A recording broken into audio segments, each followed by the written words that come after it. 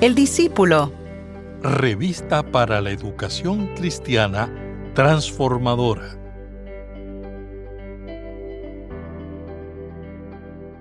En un mundo que constantemente nos invita a pensar que nuestro cuerpo nos pertenece para usarlo a nuestro antojo, el apóstol Pablo nos recuerda una verdad radical. Nuestros cuerpos son templos sagrados donde habita el Espíritu Santo. No se trata solo de evitar ciertos pecados, sino de vivir con la convicción de que todo lo que somos y hacemos debe reflejar la gloria de Dios. Esta no es una idea religiosa más, sino una llamada profunda a honrar al Señor en lo más cotidiano de nuestra vida. En la clase de hoy descubriremos por qué cuidar nuestro cuerpo es un acto de adoración, justicia y amor. Mi nombre es el reverendo Luis Felipe Ramos Román, pastor asistente en Evangelización y Educación Cristiana, y te invito a que juntos participemos de esta experiencia educativa. El discípulo. El discípulo. Una revista para la educación cristiana transformadora.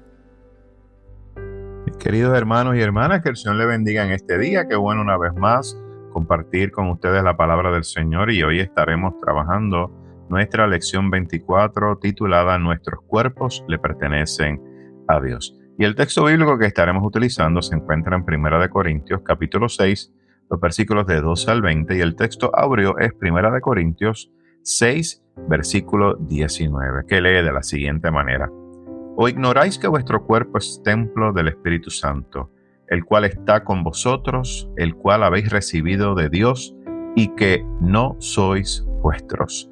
En el día de hoy les invito a que podamos cubrir los siguientes objetivos. El primero es comprender que Dios nos invita a disfrutar de la libertad cristiana en Cristo Jesús y no del libertinaje social. Número 2, reconocer la importancia de cuidar el cuerpo, o sea, el templo del Espíritu Santo, por medio de prácticas saludables que le glorifiquen a Dios. Y número 3, asumir un compromiso ético cristiano que rechace las prácticas sociales que fomentan la explotación y la violencia de los derechos humanos.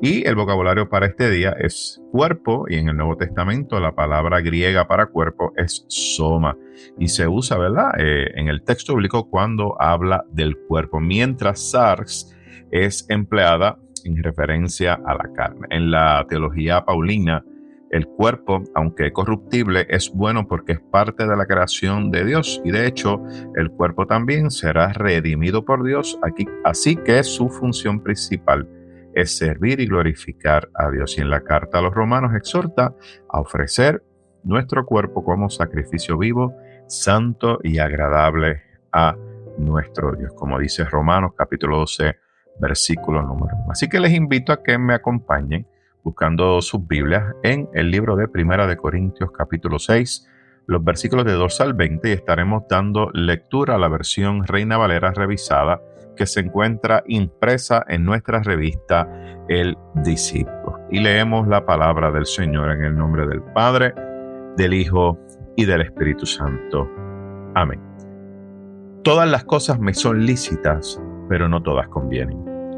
Todas las cosas me son lícitas, pero yo no me dejaré dominar por ninguna. Los alimentos son para el vientre, y el vientre para los alimentos, pero tanto al uno como a los otros destruirá Dios. Pero el cuerpo no es para la fornicación, sino para el Señor, y el Señor para el cuerpo. Y Dios, que levantó al Señor, también a nosotros nos levantará con su poder. ¿No sabéis que vuestros cuerpos son miembros de Cristo? ¿Quitaré pues los miembros de Cristo y los haré miembros de una ramera? De ninguna manera. ¿O no sabéis que el que se une con una ramera es un cuerpo con ella? ¿Por qué? ¿No dice la Escritura, los dos serán una sola carne? Pero el que se une al Señor, un espíritu es con él. Huid de la fornicación. Cualquier otro pecado que el hombre cometa está fuera del cuerpo, pero el que fornica contra su cuerpo peca. ¿O ignoráis que vuestro cuerpo es templo del Espíritu Santo, el cual está en vosotros, el cual habéis recibido de Dios, y que no sois vuestros? Pues habéis sido comprados por precio. Glorificad pues a Dios con vuestro cuerpo y en vuestro espíritu, los cuales son de Dios. Les invito a que tengamos una palabra de oración. Buen Dios y Padre nuestro, te alabamos y te bendecimos en este día y te pedimos, Señor, que a través de esta lección tú te glorifiques. Gracias por mis hermanos y hermanas que nos escuchan a través de estos medios y te pedimos, Señor, oh Dios, que seas tú obrando de manera poderosa. Es en el nombre poderoso de Jesús que hemos orado. Amén, amén y amén. Bueno, mis amados hermanos, hoy nos encontramos frente a un pasaje que nos lleva al corazón de un desafío que enfrentaba la iglesia de Corinto. Y ese desafío era el siguiente, era cómo podían vivir la libertad cristiana sin caer en el libertinaje que destruía la vida espiritual y la unidad de la comunidad.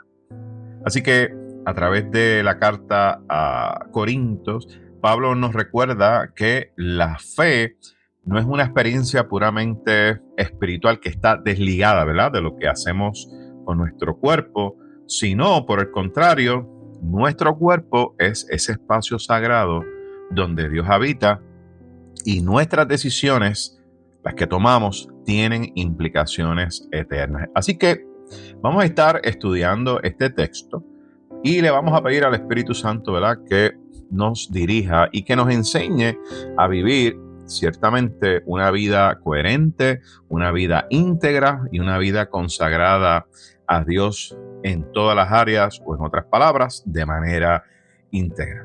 Pero vayamos al texto bíblico. Miren, este pasaje de Primera de Corintios, capítulo número 6, los versículos del 12 al 20, nos ubican en la segunda parte de la carta, que comprende los capítulos del 5 al 11, donde Pablo está abordando una serie de problemas, ¿verdad? Y son unos problemas prácticos que tienen que ver con la conducta cristiana dentro de la comunidad de fe.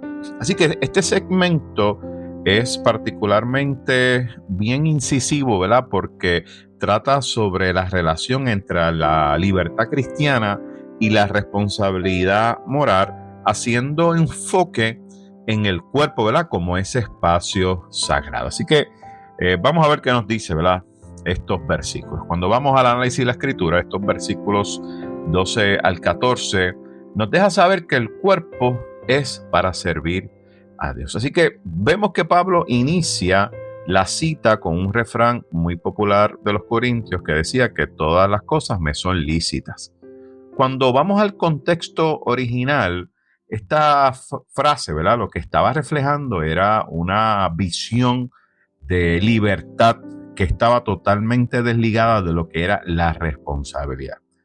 Estamos hablando de una mente, ¿verdad?, una mentalidad que es permisiva, que encontraba, vamos a decirlo así, en la legalidad social un respaldo para esa indulgencia personal. En otras palabras, como a nivel de la sociedad no era algo que se condenaba, pues encontraba, pues como la sociedad no dice nada, pues vamos a aprovechar esto, ¿verdad?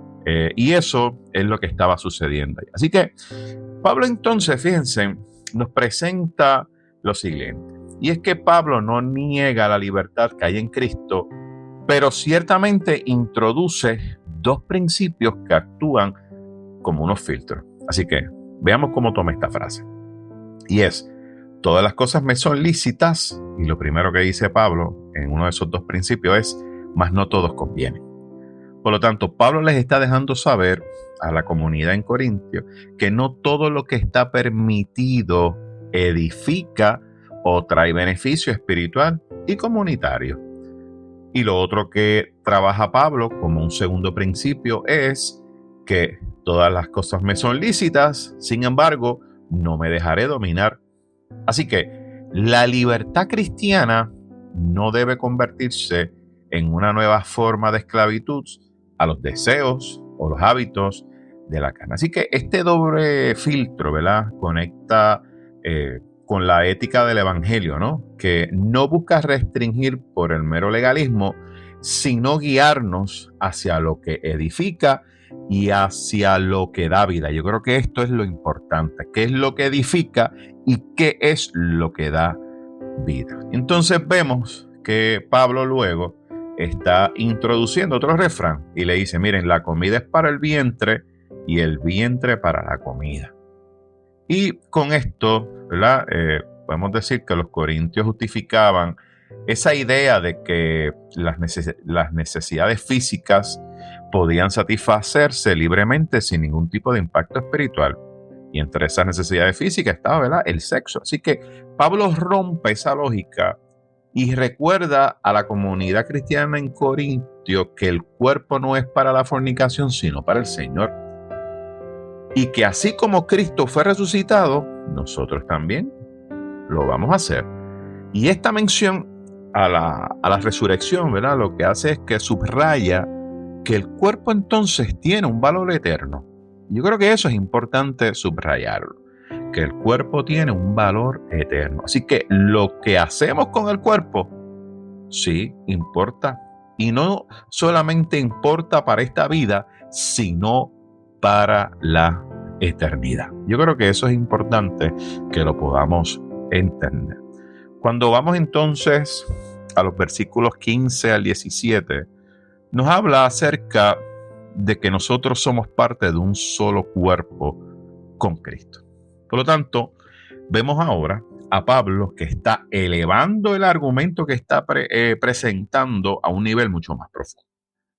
Entonces lo hace a través de una pregunta. Y miren cómo es la pregunta que Pablo hace. ¿No sabéis que vuestros cuerpos son miembros de Cristo? Y fíjense que este argumento, ¿verdad?, o esta afirmación tiene dos implicaciones. La primera, está hablando de identidad. Por lo tanto, el creyente no es un individuo solitario o un individuo aislado, sino que es parte de un cuerpo y ese cuerpo es el cuerpo de Cristo. Así que nos habla de identidad. La otra implicación que trae esta afirmación es unidad. Por lo tanto, lo que un miembro hace va a afectar a todo el cuerpo espiritual. Yo creo que esto es una manera muy buena de verlo, ¿verdad? Que entendamos que cuando Pablo hace esta afirmación, ¿verdad?, no sabéis que vuestros cuerpos son miembros de Cristo, hay dos implicaciones: identidad y unidad. Así que en este marco que está presentando Pablo, entonces vemos que se trae el elemento de la prostitución. Y esto que trae Pablo está bien ligado, bien vinculado a los cultos paganos que se daban allí, que era una práctica que se daba en la ciudad de Corinto. Así que no solamente era un pecado sexual, sino que estamos hablando de una ruptura de la comunión con Cristo y una ruptura con la comunidad de fe. Así que si se unían físicamente a una persona en un acto inmoral como ese, según Pablo, estábamos hablando de que se estaba arrancando una parte del cuerpo de Cristo y se estaba uniendo a otro que le deshonraba. Por lo tanto, Pablo vemos que cita esa porción de Génesis, el capítulo 2, versículo 24, donde mira lo que dice: los dos serán una sola carne. Este pasaje, fíjense, originalmente es un mandato que se utiliza, ¿verdad?, para la unión matrimonial. Cuando hablamos, ¿verdad?, de una unión matrimonial estable, una unión matrimonial digna, pero vemos que se distorsiona cuando se aplica a relaciones sin compromiso y sin respeto.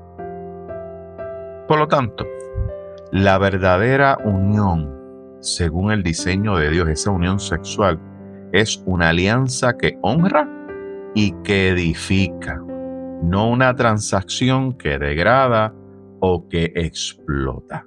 ¿Qué es lo que hace esta conducta? Degrada y explota al ser humano. Sin embargo, en el diseño de Dios, cuando se da en el diseño de Dios, es una unión, es una alianza que honra y también edifica el cuerpo de Cristo. Así que, en contraste, el que se une al Señor, un espíritu es con Él. Y esto obviamente nos muestra la otra cara. Estamos hablando de la intimidad espiritual con Cristo. Así que esta unión no se basa en satisfacción personal, sino en una entrega que transforma todo el ser. Y aquí Pablo entonces subraya que el vínculo con Cristo es total. En otras palabras, es integral. Cuerpo, alma y espíritu. Ese es el vínculo que nosotros tenemos con Cristo. Es integral. Y entonces, cualquier unión incompatible con esa santidad de Dios va a contradecir nuestra identidad en Él.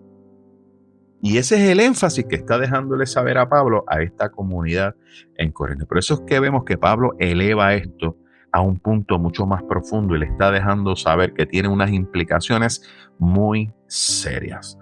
Ahora, cuando vamos a los versículos 18 al 20, vemos que hay una exhortación, porque hay una afirmación que somos parte de ese cuerpo de Cristo. Y ahora en los versículos 18-20 nos dice aún más, no solamente que somos parte del cuerpo de Cristo, sino que es templo del Espíritu Santo.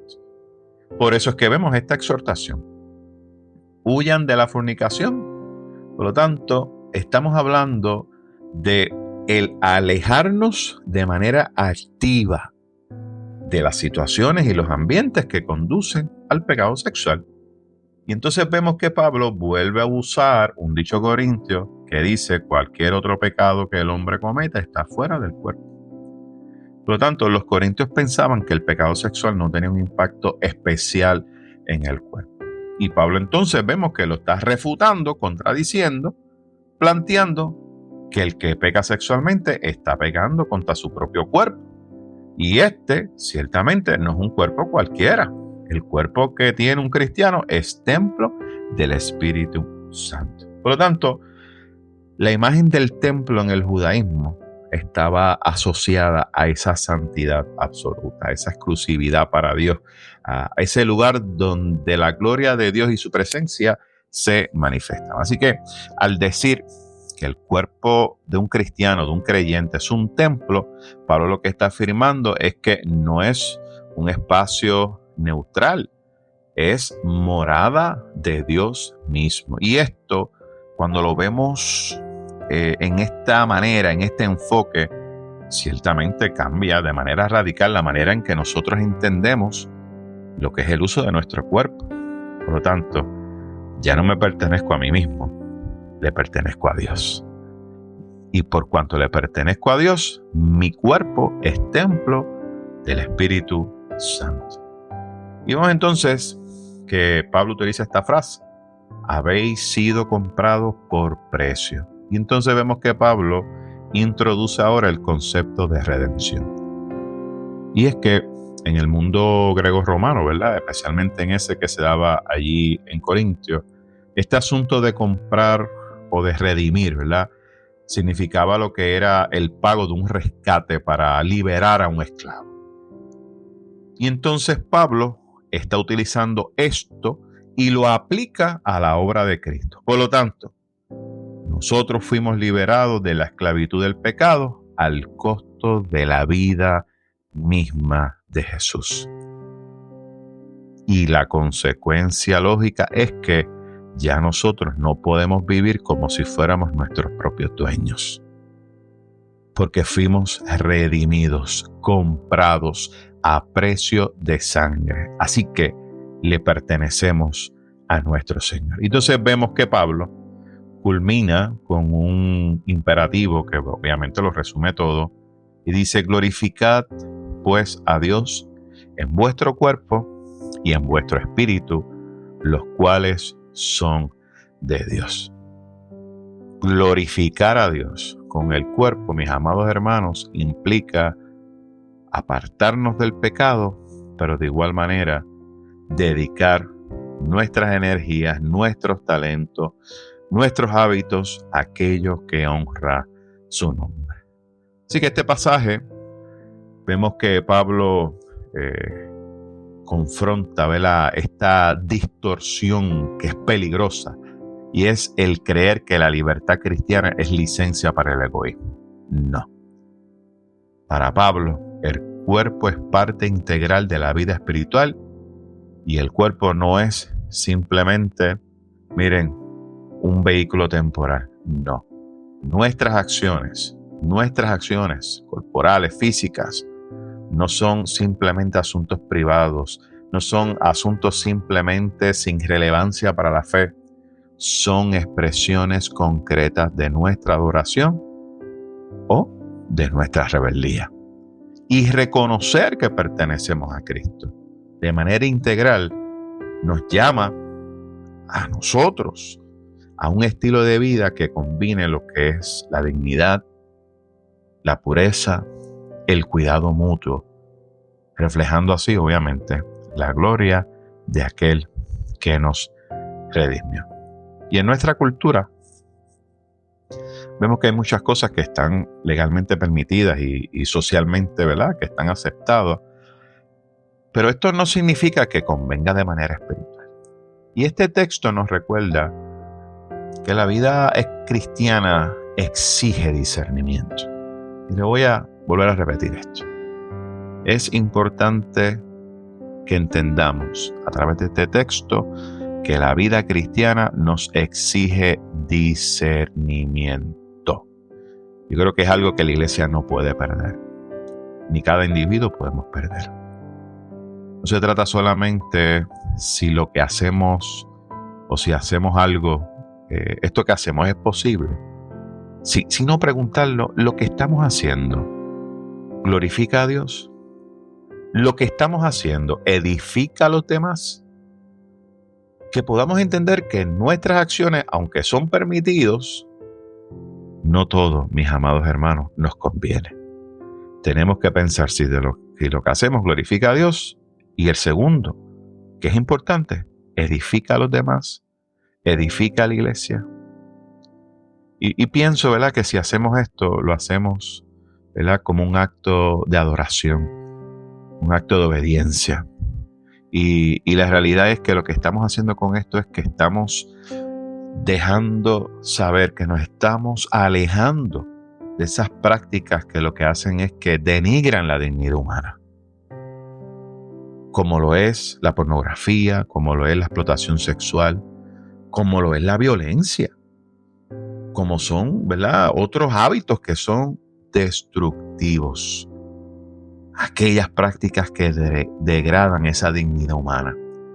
Y obviamente que podamos nosotros optar y adoptar acciones que promuevan lo que es la vida, que promuevan lo que es la salud y que promuevan lo que es la justicia. Por lo tanto, el honrar a Dios con nuestro cuerpo es, en última instancia, un testimonio vivo de que pertenecemos a Cristo y de que el Espíritu Santo habita en nosotros.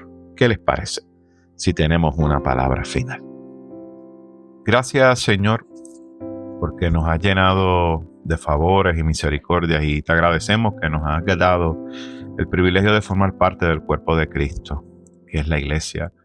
Danos cada día la fuerza de tu Espíritu para poder vencer toda tentación, Señor, que nos invita a cometer actos que no te son agradables. Asimismo, Señor, te agradecemos por hacer de nuestros cuerpos templo del Espíritu Santo y te pedimos, Señor, que nos ayudes a dedicar nuestras vidas para honrar y agradarte. Te lo pedimos todo en el nombre de tu Hijo amado Jesucristo. Amén, amén y amén. Mis queridos hermanos, que el Señor les bendiga y esperamos estar con ustedes la próxima semana. Gracias por escuchar El Discípulo.